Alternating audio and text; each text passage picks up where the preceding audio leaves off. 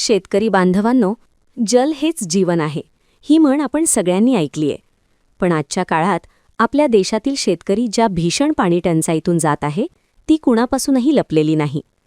भूगर्भ फोडून काढलेले बोरवेलचे पाणी दरवर्षी आणखी खोल जात आहे. नळकूप आटत आहेत, नद्या आक्रसत आहेत आणि पावसाळ्यातील पावसाचाही आता काही भरवसा उरलेला नाही. जरा त्या भयानक काळाची कल्पना करा. आकाशातून अंगार बरसत आहेत, तापमान 45 ते 50 अंशांपलीकडे गेले आहे. गरम वाऱ्याचे झोत सुटले आहेत आणि तुमच्या शेतातील माती एवढी कोरडी पडली आहे की दगडासारखी कडक झालीये. तुमचा ट्यूबवेलही बंद पडला आहे आणि तुमच्या अनेक महिन्यांच्या मेहनतीने उभी केलेली हिरवीगार पिके तुमच्या डोळ्यांसमोर तहानेने तडफडत कोमेजत आहेत. त्यावेळी शेतकऱ्याचे मन कसे तडफडत असे हे फक्त शेतकरीच समजू शकतो. आपण पीक वाचवण्यासाठी पुन्हा पुन्हा पाणी देतो, हजारो रुपयांचे महागडे डिझेल जाळतो, रात्री रात्री जागून विजेची वाट पाहतो. पण तरी दुसऱ्याच दिवशी कडक उन्हात ते सारे पाणी वाफ होऊन उडून जाते आणि जमीन पुन्हा तहानलेलीच राहते. पण शेतकरी बांधवांनो, आज आम्ही तुम्हाला शेतीच्या जगातील अशा एका अद्भुत गोष्टीबद्दल सांगणार आहोत की जी तुम्ही फक्त एकदाच मातीमध्ये मिसळली तरी ती तुमच्या पिकाला महिनाभर पाण्याशिवायही हिरवेगार आणि तजेलदार ठेवू शकते. आजच्या या व्हिडिओमध्ये आपण त्या जादुई तंत्रज्ञानाचा पूर्ण वैज्ञानिक उलगडा करणार आहोत, ज्याला जग कृषी हायड्रोजेल या नावाने ओळखते.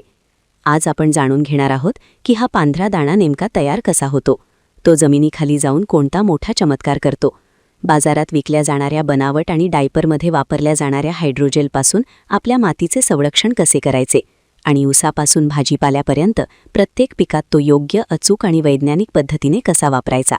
आजची ही माहिती तुमच्या शेतीचा खर्च अर्धा करू शकते आणि उत्पादन मोठ्या प्रमाणात वाढवू शकते. म्हणून हा व्हिडिओ शेवटपर्यंत अगदी लक्षपूर्वक ऐका. हायड्रोजेल म्हणजे नेमके काय? चला, सर्वात आधी या रहस्याचा पहिला पडदा उघडूया आणि समजून घेऊया की हे हायड्रोजेल म्हणजे नक्की काय आहे. जेव्हा तुम्ही बाजारातून हायड्रोजेलचे पाकिट आणता आणि ते उघडून हातावर घेता तेव्हा पहिल्या नजरेत तुम्हाला वाटेल की दुकानदाराने तुम्हाला साखरेचा बारीक चुरा, मीठ किंवा फिटकरीचा पावडर दिला आहे, कारण ते पूर्णपणे कोरडे, पांढरे आणि कठीण दाण्यासारखे दिसते. पण शेतकरी बांधवांनो, त्याच्या या साध्या रूपावर जाऊ नका. विज्ञानाच्या भाषेत याला सुपर ॲब्झॉर्बंट पॉलिमर असे म्हटले जाते.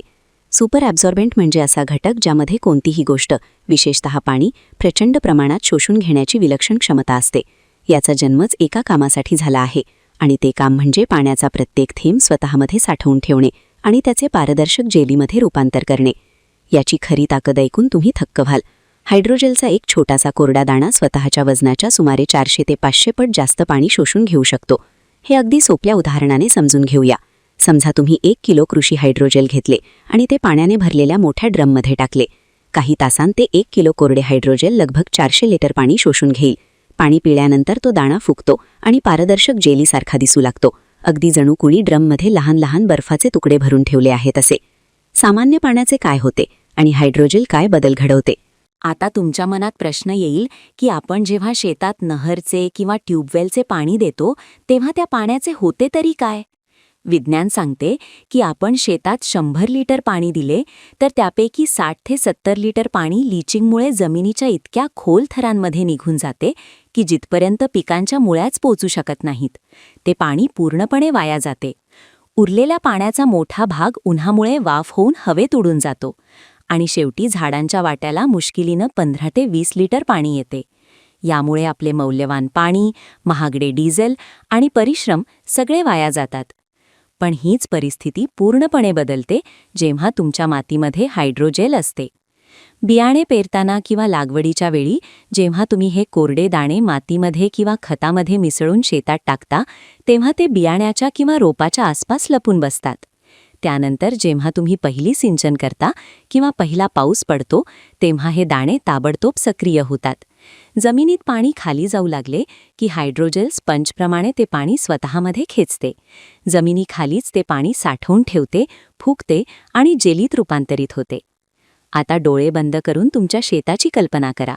तुमच्या प्रत्येक पिकाचा मुळ्यांच्या अगदी जवळ मातीच्या आत पाण्याचे लाखो छोटे छोटे बँक तयार झाले आहेत. ही जेली मुळ्यांजवळ चिकटून राहते. जसजसे दिवस पुढे जातात, ऊन वाढते, वरची माती कोरडी पडते, तसतसे पिकाला पाण्याची गरज भासू लागते. याचवेळी पिकांच्या बारीक मुळ्या या जेलीकडे पोहोचतात आणि शेतकरी बांधवांनो, हे हायड्रोजल खूपच हुशार असते. ते एकदम सगळे पाणी बाहेर सोडत नाही. ऑस्मोसिस प्रक्रियेद्वारे झाडाला जशी गरज असेल तशी थोडी थोडी ओल आणि पाणी सोडत राहते.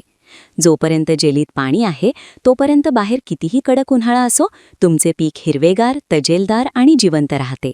त्याची वाढ थांबत नाही. 25 दिवस पाऊस झाला नाही, सिंचनही झाले नाही, तर या जेलमधील पाणी हळूहळू संपते. पाणी संपल्यावर ही जेली पुन्हा आकसून लहान कोरड्या दाण्यात बदलते. पण काम इथे संपत नाही. 15-20 दिवसांनी पुन्हा पाणी दिले किंवा पाऊस पडला की हा दाणा पुन्हा ते पाणी पिऊन जेलीत बदलतो. पाणी शोषून घेणे आणि गरजेनुसार रोपाला परत देणे, हा अद्भुत चक्र तुमच्या मातीमध्ये सतत 3 ते 4 वर्ष चालू राहू शकतो. म्हणजे एकदा हायड्रोजेल वापरले की पुढील अनेक वर्ष दुष्काळाची काळजी काही प्रमाणात कमी होऊ शकते. मातीला होणारा आणखी एक मोठा फायदा. हायड्रोजेलचा फायदा फक्त पाणी साठवून ठेवण्यात नाही. जेव्हा हा दाणा पाणी पिऊन फुगतो आणि कोरडा पडल्यावर पुन्हा आकसतो, तेव्हा मातीच्या आत सूक्ष्म हालचाल तयार होते. त्यामुळे घट्ट कडक मातीमध्ये हवेसाठी छोटे मार्ग तयार होतात. माती भुसभुशीत आणि नरम होते. ज्या मातीमध्ये हवेचा संचार चांगला होतो तिथे मुळ्यांची वाढ झपाट्याने होते. तसेच गांडूळसुद्धा अशा मातीमध्ये अधिक चांगले काम करते. बाजारातील मोठा घोटाळा, योग्य आणि अयोग्य हायड्रोजेल.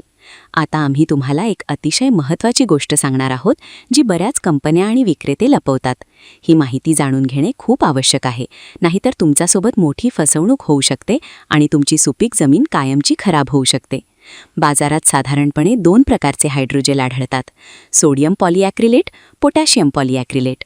नावाने दोन्ही सारखे वाटले तरी त्यांच्या परिणामात जमीन आसमानाचा फरक आहे. सोडियम पॉलिॲक्रिलेट हा कमी प्रतीचा आणि स्वस्थ पॉलिमर आहे. याचा खरा वापर शेतीत नसून लहान मुलांच्या डायपरमध्ये किंवा सॅनिटरी पॅडमध्ये केला जातो, कारण तो लवकर ओलावा शोषतो. अनेक फसवे विक्रेते हाच स्वस्थ डायपरवाला हायड्रोजेल कृषी हायड्रोजेल म्हणून पॅक करून शेतकऱ्यांना महागात विकतात. जर तुम्ही चुकून हा सोडियम बेस्ड हायड्रोजेल शेतात वापरला तर सुरुवातीला तो पाणी शोषेल आणि चांगला वाटेल, पण हळूहळू त्यातील सोडियम मातीमध्ये मिसळू लागेल. सोडियम म्हणजे क्षार किंवा मीठ, आणि हा मातीसाठी अत्यंत घातक आहे. तो मातीला कठीण, खारट आणि निकृष्ट बनवू शकतो.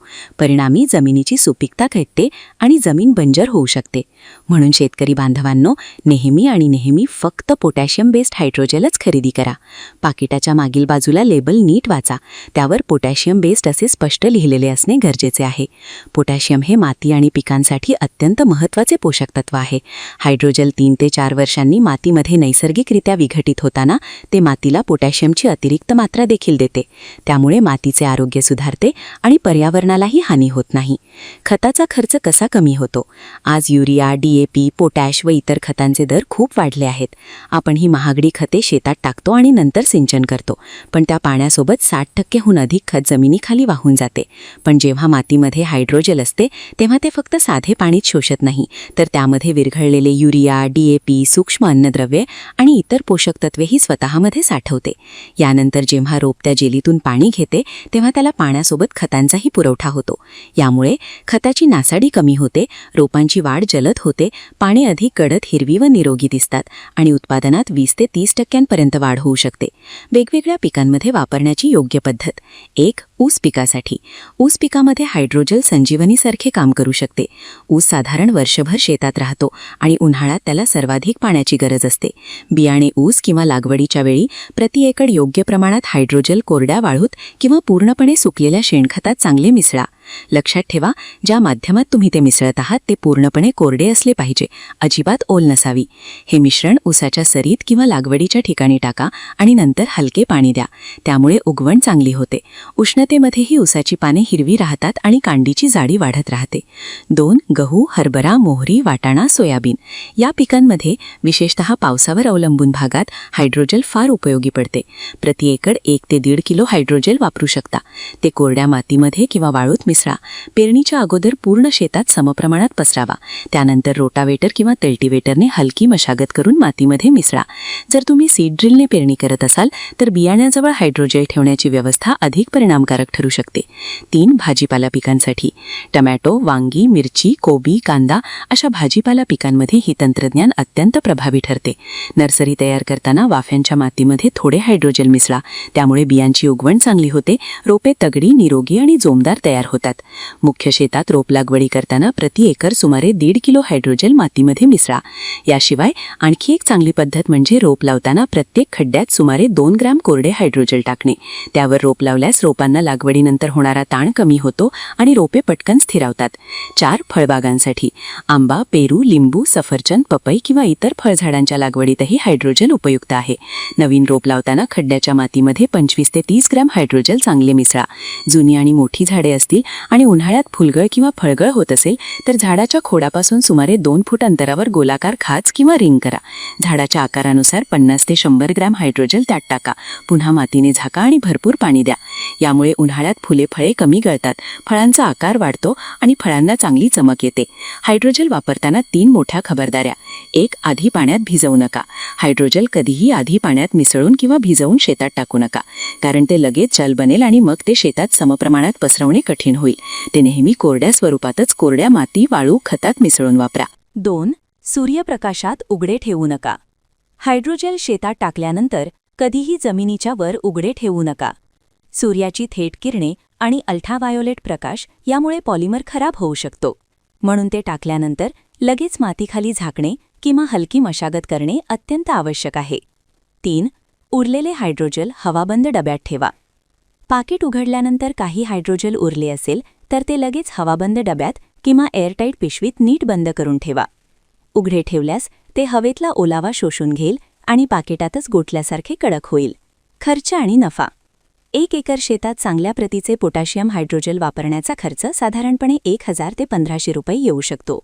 सुरुवातीला तो खर्च वाटू शकतो, पण जर नीट हिशोब केला तर डिझेलचा खर्च कमी होतो, ट्यूबवेलची वीज वाचते, मजुरी कमी लागते, खतांची नासाडी थांबते आणि उत्पादनात वाढ होते. म्हणून हे खर्च नसून तुमच्या शेतीतील एक सुरक्षित आणि फायदेशीर गुंतवणूक आहे.